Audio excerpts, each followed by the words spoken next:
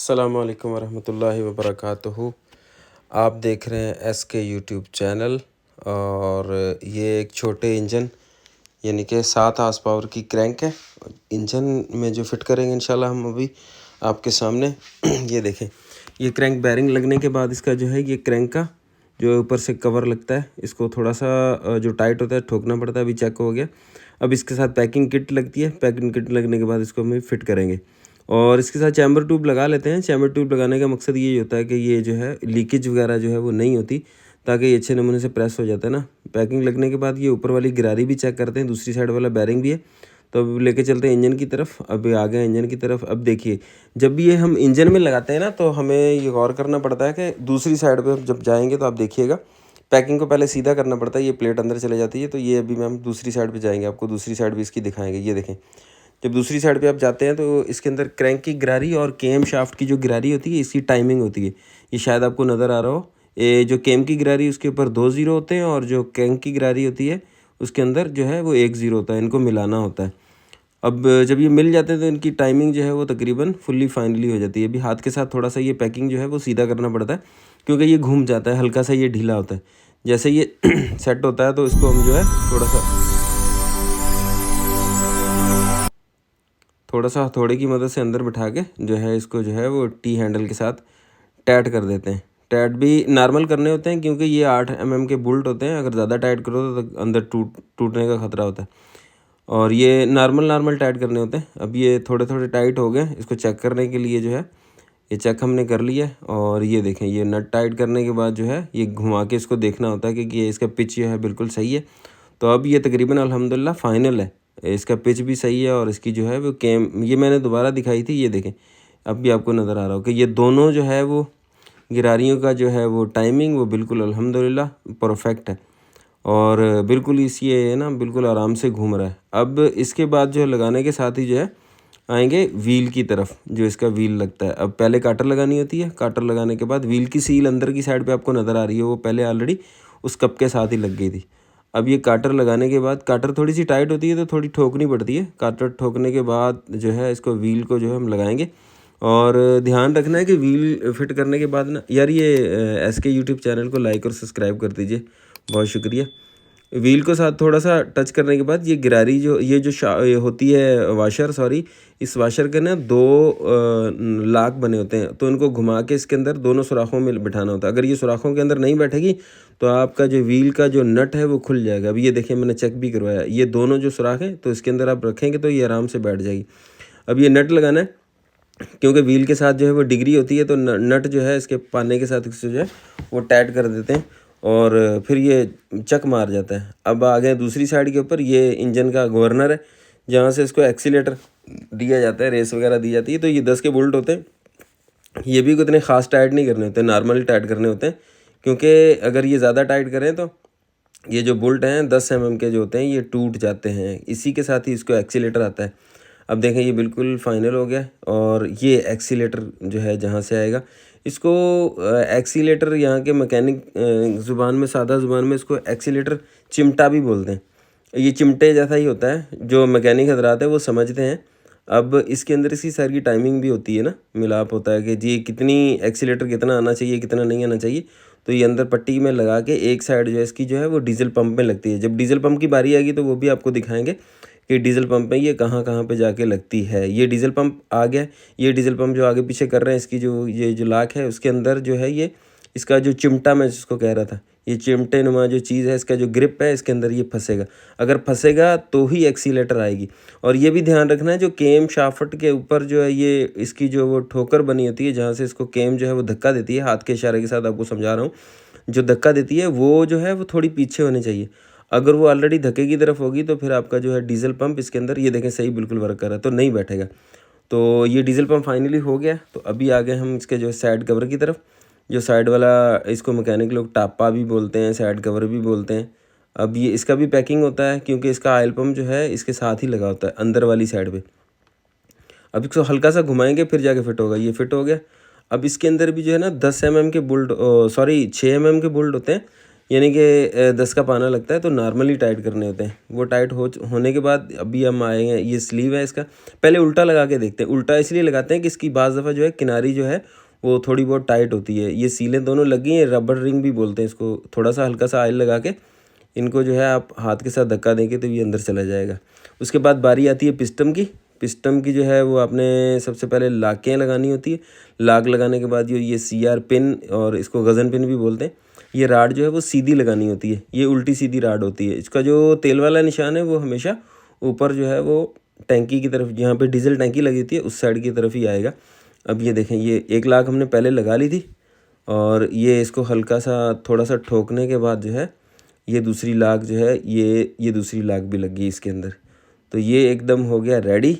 इसके बाद जो है यार, ये लाइक और सब्सक्राइब, SK यूट्यूब चैनल को लाइक और सब्सक्राइब कर दें प्लीज़, मेहरबानी, काइंडली, बहुत शुक्रिया। अब देखिए, सबसे पहले जब रिंग लगाएंगे तो सबसे पहले जो है ना ऑयल रिंग लगेगी। ये ऑयल रिंग का रिंग है, और उसके बाद ये ऑयल रिंग लग गई। सबसे पहले ऑयल रिंग लगेगी, फिर उसके बाद जो है वो 3rd रिंग लगेगी, और उसके बाद जो है फिर 2 नंबर वाली, और फिर उसके बाद जो है वो पहले नंबर वाली, जिसको मैकेनिक हजरात जो है वो टॉप रिंग भी बोलते हैं। अच्छा, ये उल्टा सीधा भी रिंग का होता है, एक साइड उल्टी होती है और एक साइड सीधी होती है। मैंने वीडियो काफ़ी यहाँ से तेज़ कर दी थी। अब देखें, ये रिंगें लग गई।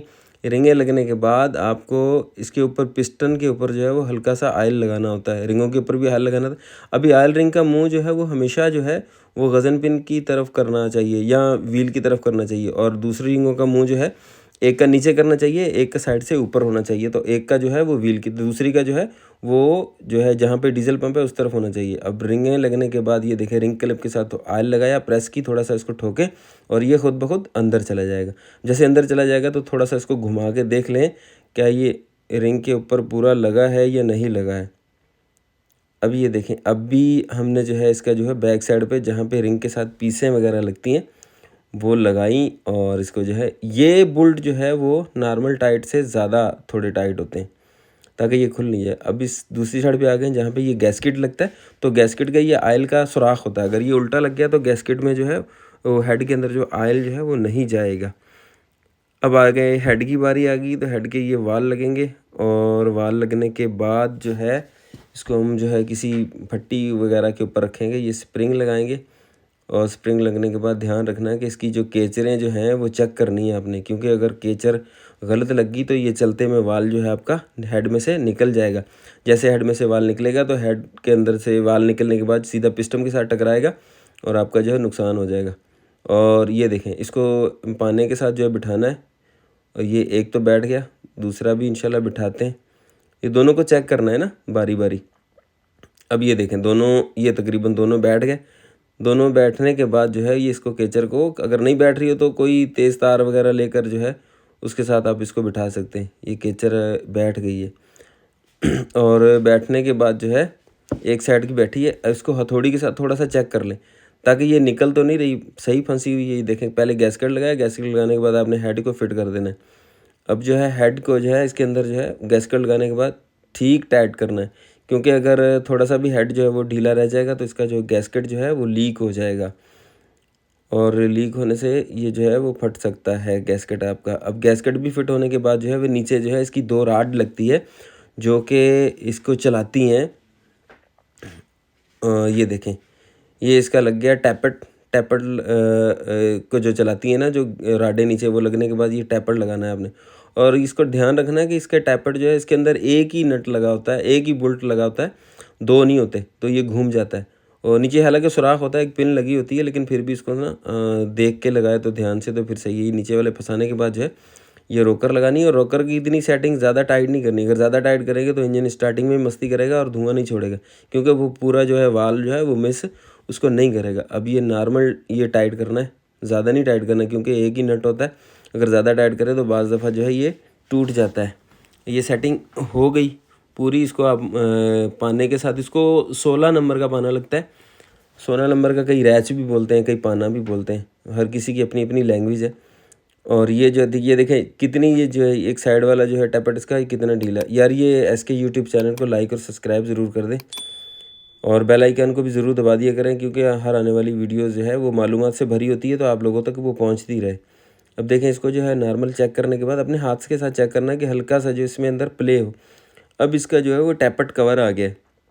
और ध्यान रखना टैपट कवर के साथ जो है इसकी चोक लगी होती है जो कि वाल को मिस कराती है। जैसे ही मिस करती है तो फिर ही आप जैसे उसको मिस करती है तो आप छोड़ते हैं तो फिर वो जो है इंजन जो है वो स्टार्टिंग हालत में चला जाता है।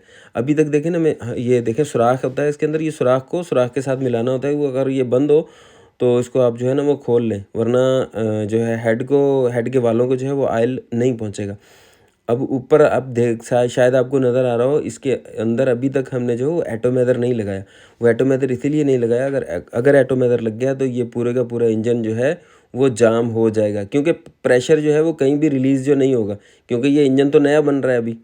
तो अभी बारी आएगी, ये देखें। अब जब आपने एटोमेदर लगाना है ना, तो एटोमेदर का जो मुंह है ना, इसके अंदर एक वाशर भी होती है और उसके ऊपर हल्का सा धागा लगा दें। धागा लगाने के बाद थोड़ी सी ग्रीस लगा के फिट करें, ताकि ये जो है वो धागा जलता नहीं है और उसकी सीट बन जाती है, तो वहाँ से ये लीक नहीं होता। अब देखें ये, अब हम लगाएंगे एटोमेदर के नट। अभी देखें टाइट नहीं किए हमने। टाइट करने से पहले एटोमेदर घुमा के जो एटोमेदर की लाइन है वो सीधी करके उसको नॉर्मली मिला लें। नॉर्मली मिलाने के बाद ही जो एटोमेदर के 2 मेन स्टड आ रहे हैं, उसके बाद जो है आप जो है एटोमेदर को टाइट करेंगे तो फिर सही रहेगा। क्योंकि वरना फिर आपको जो है वो एटोमेदर की जो लाइन आ रही है ना, डीजल वाली लाइन, वो आपको जो है वो घुमानी पड़ेगी या उसके ऊपर ज़ोर आजमाई करनी पड़ेगी। वो सीधी जो है उसकी सीट जो बनी होती है एटोमेदर की और जो एटोमेदर के पाइप की, उसके अंदर वो सही से नहीं फिट हो पाएगी। अगर ये सही से नहीं फिट नहीं होगी तो इंजन जो है वो एयर करेगा और स्टार्टिंग में भी मसला करेगा और हल्का धुआं भी देगा और रेस भी जो है वो सही नहीं पकड़ेगा। फाइनली एटोमेदर भी हो गया टाइट। ये देखें तकरीबन एटोमेदर टाइट होने के बाद इसको चेक करेंगे घुमा के थोड़ा सा हाथ के साथ। ये देखिए घुमा के हाथ के साथ चेक करेंगे, ये भी स्टार्ट हो गया। अभी इंजन की आवाज़ सुनिएगा आप, आपको सामने आएगी आवाज़। ये देखिए इसका हमने बिल्कुल स्लो मोशन में आपको दिखाया था। इंजन अल्हम्दुलिल्लाह पहले ही दफ़ा जो है स्टार्ट हो गया है। अच्छी फिटिंग हो तो पहली दफ़ा ही स्टार्ट हो जाता है, क्योंकि कोई भी मिसिंग जो है वो ना हो। तो आपके सामने इंजन का आप साउंड सुन सकते हैं, बिल्कुल बेहतरीन है। और अगर हमारी वीडियो अच्छी लगे इसको लाइक और सब्सक्राइब ज़रूर कीजिए। दुआ में याद रखिए। अल्लाह आपको अपने हिफ्ज़ व अमान में रखे। और थैंक यू, बहुत शुक्रिया आपने हमारी वीडियो देखी। Thank you for watching. अल्लाह आपको जज़ाए खैर दे। दुआ में याद रखिएगा और हमारी हौसला अफजाई ज़रूर किया कीजिए, क्योंकि हम आपके लिए ऐसी न ऐसी वीडियो बनाते हैं। ओके, अल्लाह हाफिज़।